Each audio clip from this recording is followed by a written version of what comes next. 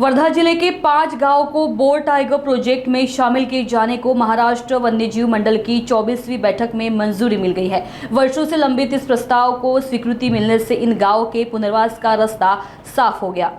वर्धा जिले के गरमसूर, मरकसूर, एनीदोड़का, मेटहिरजी और उमरविहिरी इन 5 गांवों को बोर टाइगर प्रोजेक्ट में शामिल करने को महाराष्ट्र वन्यजीव मंडल की 24वीं बैठक में मंजूरी मिली। वर्षों से वन्यजीवों के आतंक से परेशान ग्रामीणों की पुनर्वास की मांग अब पूरी होने जा रही है। पालक मंत्री पंकज भोयर ने पुनर्वास प्रक्रिया जल्द शुरू होने की जानकारी दी। इस निर्णय से खुश ग्रामीणों ने विश्राम गृह में मंत्री का सत्कार कर आभार व्यक्त किया।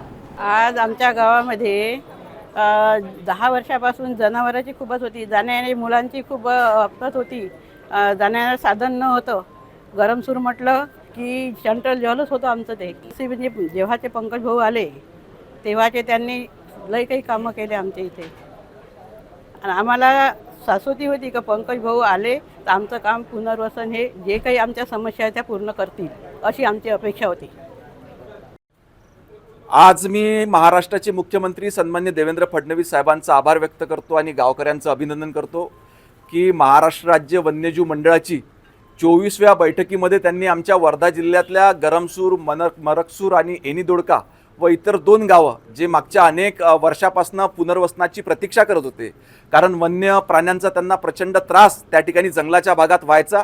इतक्या वर्षापासून प्रलंबित असलेलं पुनर्वसनाची ही मागणी त्यांनी ही राज्य वन्य मंडळाच्या बैठकीमध्ये मान्य केली आणि आज आमच्या वर्धा जिल्ह्यातल्या ह्या 5 गावांतील लोकांचा प्रश्न, पुनर्वसनाचा प्रश्न सुटलेला आहे।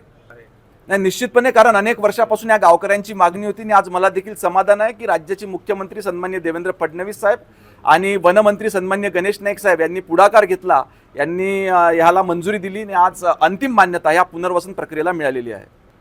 आता मागच्या आठवड्यात बैठक त्या ठिकाणी मंडळाची संपन्न झाली, त्याची प्रोसिडिंग येतील आणि लवकरात लवकर या लोकांना चांगल्या पद्धतीचं पुनर्वसन त्यांच्या मागणीनुसार करण्याचा प्रयत्न आमचा या ठिकाणी राहणार आहे।